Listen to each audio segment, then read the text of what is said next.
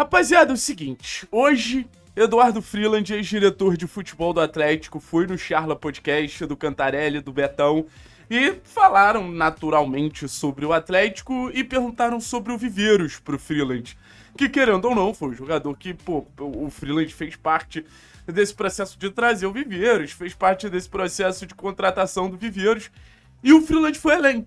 O Freeland explicou todo o processo de contratação do Clube Atlético Paranaense. E eu queria conversar com vocês sobre isso, porque, assim, é um cara que estava lá dentro, é um cara que estava vivendo o clube, e o torcedor do Atlético sempre fala que o Atlético é um clube meio nebuloso, né? Então, assim, acho que ouvindo o Freeland fazendo esse react, a gente vai conseguir entender muita coisa, então... Vambora, é hora mais de ouvir do que de falar, mas pontualmente vou interrompendo. Todos contra você e o jogador tem que assumir um protagonismo que não necessariamente consegue se assumir, né? Não é fácil. Você pode falar do Viveiros, a gente já tava trocando ideia aqui em live, porque aparece o Viveiros e, cara, tá impressionando muito. Ele assim, chega na Série B, né? Chega na Série B, chega no meio do ano passado. Já como eu lembro disso, a contratação bombástica na B, Mais né? cara da história a mais do cara da clube. história. É a mais cara da história É a do mais clube. cara da história do clube. O clube não dizer que é a mais cara da história do clube pode parecer que é uma... Nossa, que contratação, que investimento. Mas, na verdade, o Atlético não é um clube de investir grandes cifras em jogadores. É de formar, né? né? Muito de formar. Tanto é que hoje o elenco, 47% do elenco, a gente fez esse estudo recente lá, é de jogadores menores de até sub-23. Né? Tem A gente já trouxe esse estudo aqui também, pra você ver o que falam lá dentro, a gente também trabalha aqui. A gente não fala que nossas análises são aprofundadas à toa. Mas só pra explicar pra vocês, tá? A voz tá um pouquinho acelerada pra não dar o famoso copyright. Então, só pra galera não achar que é um problema, é tudo pensado, mas a entrevista completa tá no Charla Podcast. São 2 horas de papo, muito legal. Tava ouvindo essa parte, mas essa parte aqui me chamou mais atenção do que todas as outras. muito jogador jovem lá. Cara, mas o Viveiros foi uma contratação importante de um jogador, que foi uma indicação do Odair, inclusive. Algo que a gente já trouxe muitas vezes aqui também. O impacto do Odair no mercado que o Atlético fez na janela do ano passado. Como o Odair foi importante na construção daquele Atlético, indicando nomes, trazendo peças, fazendo com que o Atlético conseguisse reforçar da melhor maneira possível e com jogadores que combinassem dentro da estratégia do Odair, né? Que a gente identificou, ele trouxe a indicação, a gente aprofundou o jogador e viu o que ele tem hoje, o que o futebol moderno exige muito, que é um jogador de muita potência e muita força, né? Tecnicamente ele é um bom jogador, mas você via que não era o principal atributo dele, que ele evoluiu muito com o trabalho do Odair também, mas é um jogador que incomoda demais zagueiro, porque ele gosta do duelo, ele gosta do duelo físico, e isso pra zagueiro, que em geral ele ganha dos atacantes, cara, é um desconforto muito grande. Pra B é mais importante? Sempre tem essa discussão, né? Na B você precisa dar mais ainda do que na A, de força, não tanto de qualidade. Eu acho que na B, o jogo de duelo físico ele é mais exigido, né? Eu acho que na A você tem um jogo mais associativo. Mas se você perguntar pros zagueiros da A se querem enfrentá-lo, certamente também não vão querer. Lógico. E ele tá mostrando. Esse ponto que o Freeland traz aqui é muito importante, assim. Porque eu fico pensando, o zagueiro da Série A, assim como o jogador da Série A, tende a ser mais técnico que o zagueiro da Série B. É verdade. Isso tudo é verdade. Mas se você for botar na ponta do lápis, vamos lá, pensar. O zagueiro mais técnico e menos físico, aí que ele não vai querer enfrentar o Viveiros. Entende? Para pra pensar no nome, sei lá. O Léo Pereira. O Léo Pereira é um zagueiro que, obviamente, tem sua fisicalidade, mas é um zagueiro mais técnico. O Viveiros, fisicamente, vai conseguir se sobressair mais em relação ao Léo Pereira do que ele conseguiu se sobressair ano passado, sei lá, o Adriano Martins, do Atlético Goianiense, que também é um trator, que também é um brutamonte. E aí você já percebe um movimento, por exemplo, contra o Bahia, o zagueiro do Bahia que encostou no Viveiros não foi o Ramos Mingo, que na teoria é o melhor zagueiro dos caras. Foi o David Duarte, que é o zagueiro mais físico. Então os técnicos da Série A já estão entendendo, de certa maneira, como encaixar no Viveiros. Que também tá fazendo diferença na Série A. Então acho que tem mais, porque é um jogo mais elaborado na A. Mas se você pensar o quanto ele cria de espaço pela força que ele tem, o que ele cria de espaço. Ele é um jogador de ataque ao espaço. Ele cria muitas situações de gol pela imposição física dele. É força, né? Muita força, né? cara, muita força. Agora, a gente tá falando de quanto aí na contratação? 5 milhões de dólares. 5 milhões de dólares. É a contratação mais cara Mais cara da história do clube. Como é que é feito o investimento nesse nível assim? Cara, vamos gastar... Tipo, nunca gastamos isso. Vamos gastar isso Começou tudo. agora. Esse cara, como é que...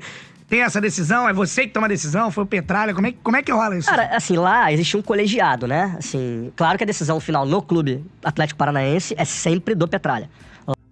Cara, essa frase é muito forte. Essa frase é muito forte.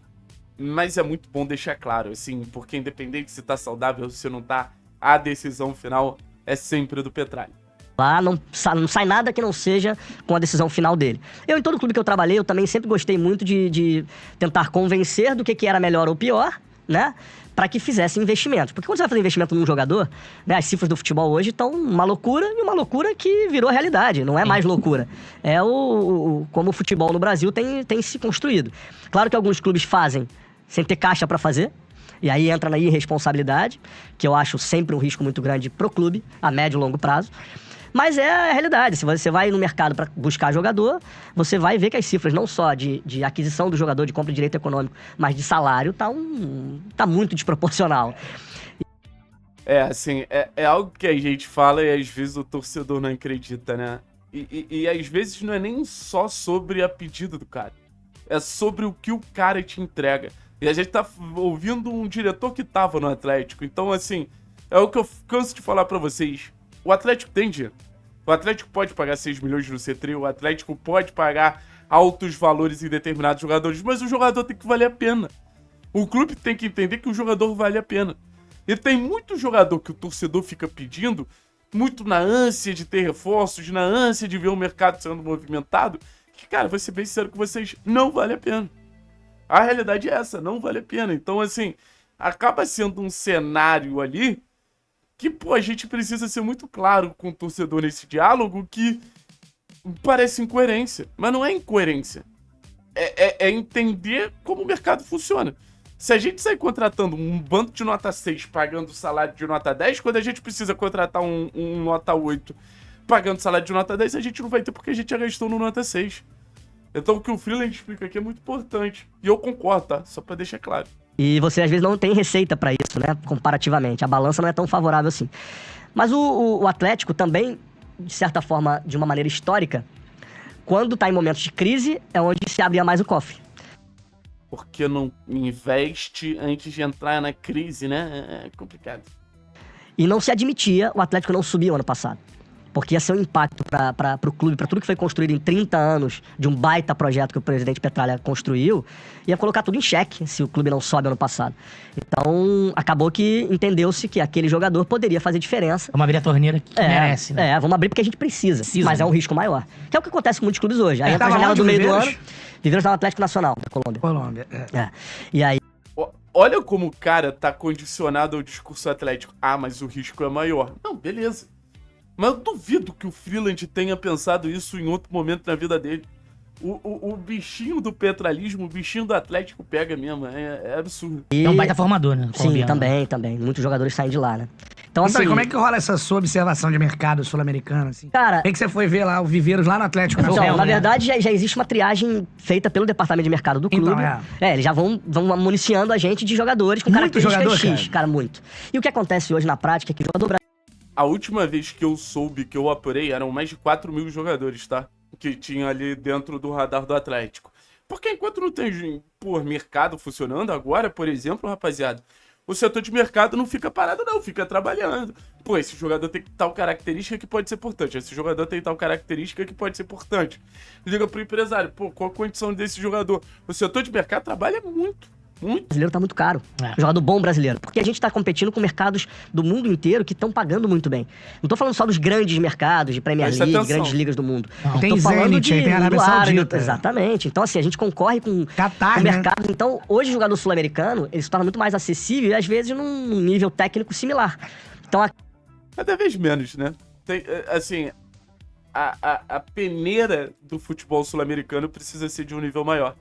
Acho que tá passando muito jogador pouco decisivo dentro dessa ideia de futebol sul-americano. Mas é basicamente isso, rapaziada, que eu queria trazer pra vocês. Dá pra entender a visão do clube sobre risco de investimento, dá pra entender a visão do clube sobre a hora de investir.